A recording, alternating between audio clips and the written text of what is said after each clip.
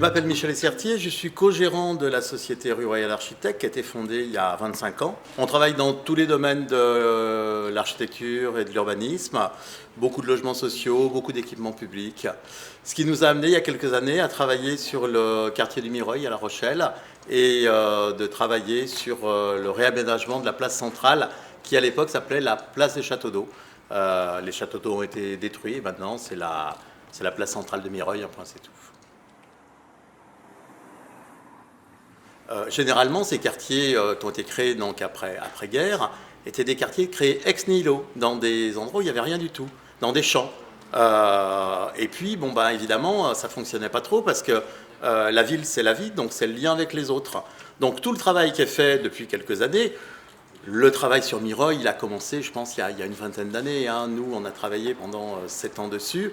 C'est comment on relie les choses et relie les choses à la ville pour que ce quartier, qui est un quartier à l'origine pas comme les autres, devienne un quartier comme les autres, intégré à la ville. Il est vrai qu'à l'origine, dans ces quartiers, il n'y a que du logement.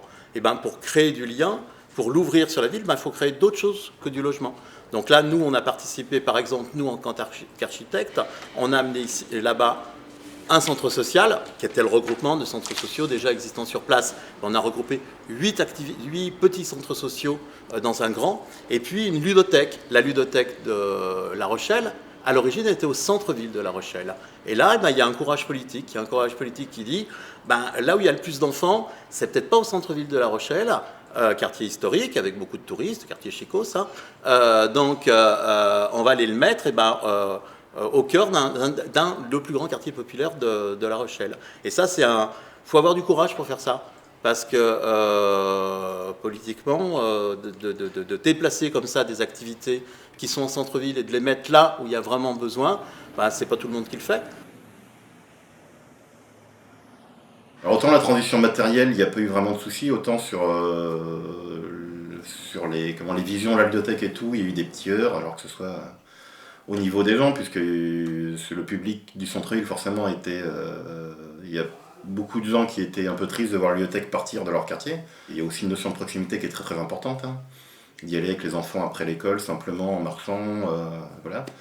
D'un autre côté, le public de Mireuillais était très content de le voir arriver, forcément.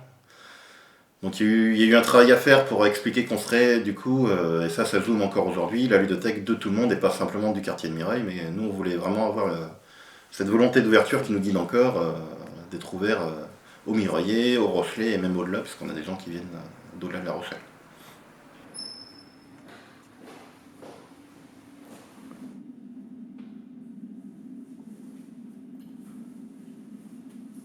Il y a énormément de belles choses et de choses positives dans ce bâtiment.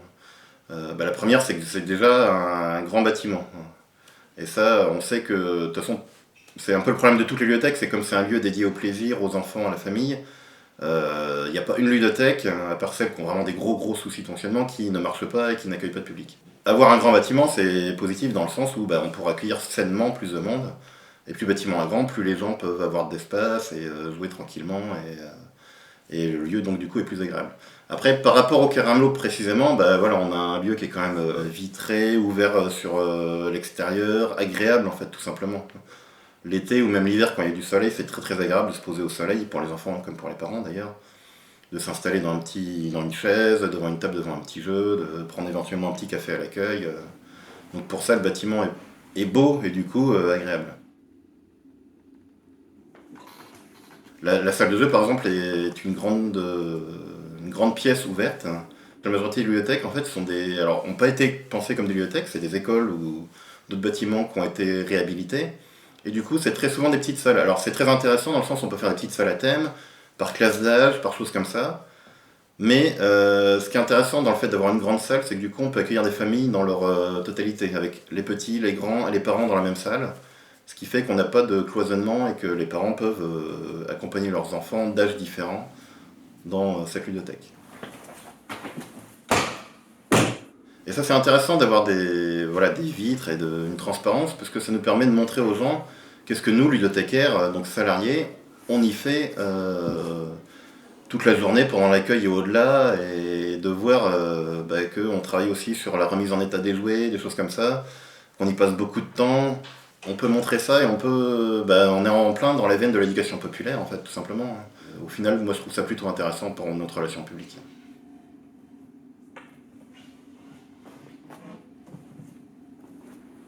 Principalement, voilà, après c'est un bâtiment qui est construit aux nouvelles normes, donc il est de plein pied, on peut accueillir les handicapés, on peut accueillir les personnes âgées, donc ça c'est très intéressant. Après, il y a un autre aspect qui est lié plus au site lui-même. On est à côté de la rocade, il y a un grand parking juste à côté, et ça il y a beaucoup de gens qui me disent ah bah c'est beaucoup plus pratique qu'au Carré Amelot où c'était très compliqué de se garer en centre-ville, ça veut toujours dire, mais où il n'y a pas forcément de place à côté, où c'est payant, et donc de ce côté-là, les gens notamment qui viennent d'au-delà du quartier ou de l'extérieur trouvent ça plus facile d'accéder à la bibliothèque.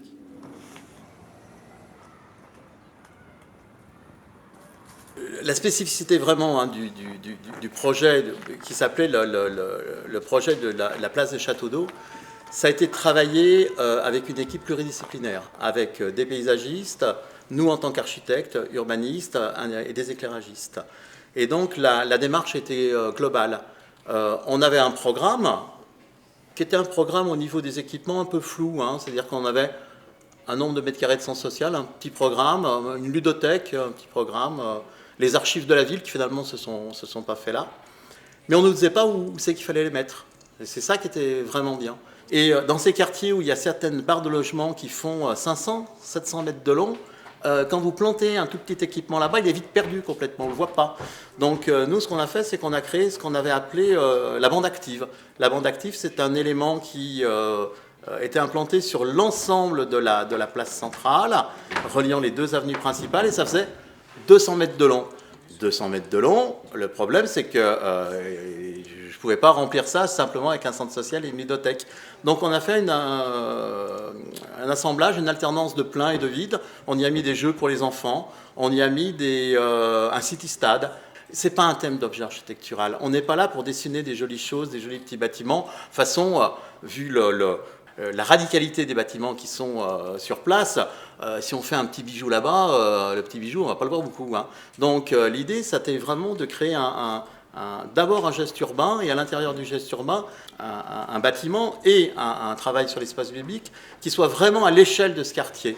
Et c'est ce qui fonctionne aujourd'hui. C'est-à-dire qu'on le voit de loin, on le repère de loin. C'est vrai qu'on n'est pas haut, parce qu'on est un bâtiment qui est simplement en R+1, alors qu'on a des bâtiments autour, on va jusqu'à R+17, je crois. Mais nous, on nous voit parce qu'il y a cette perception, et ça donne cette force dans le paysage.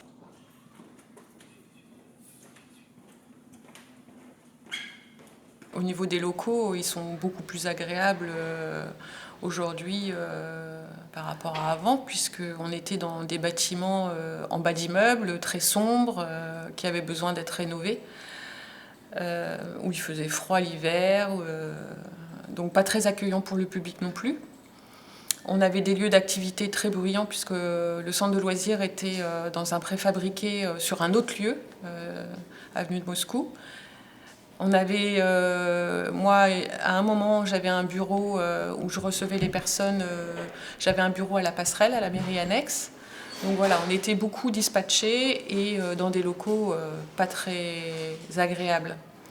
Aujourd'hui, on a des beaux locaux accueillants où on a un équipement où ça nous permet de faire des activités riches et agréables. Un certain public n'avait pas envie de franchir la porte, clairement. Aujourd'hui, on a une mixité sociale qui fait que dans notre travail et dans nos projets, c'est intéressant aussi d'amener cette mixité sociale, cette mixité d'âge, cette mixité culturelle. On est aujourd'hui un centre social pour tous. Ça m'a reboosté clairement dans mes missions de travail. Ça m'a donné un second souffle de travailler dans des locaux comme ça, avec des supports et des outils de qualité, avec une boutique qui ressemble à une vraie boutique aujourd'hui, et puis avec des locaux accueillants, jolis, de par les couleurs, de par la structuration des salles aussi, avec vraiment une identité pour chaque salle. La salle d'expression corporelle pour tout ce qui est gym, danse, avec des grands miroirs. Voilà, c'est tout l'équipement qui fait que aujourd'hui, travailler avec des outils comme ça, c'est agréable. Et on a plaisir à accueillir le public dans ces conditions-là.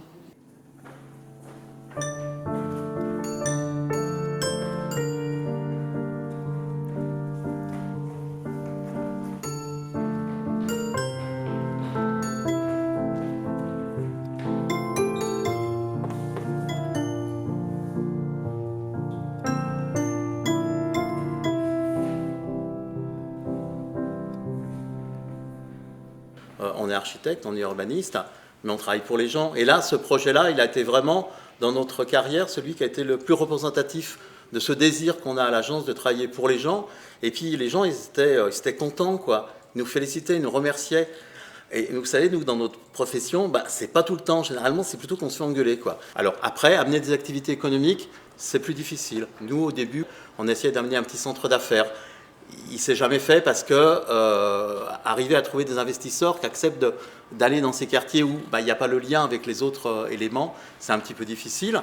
Mais à terme, c'est ce qui va se passer. C'est-à-dire que ces quartiers vont se fondre dans le tissu urbain. C'est l'histoire de la ville, ça a toujours été ça. Il y a des quartiers qui se sont créés à l'extérieur des villes et puis petit à petit, le tissu urbain les a englobés. Donc il faut arriver à ce que ça se fasse bien.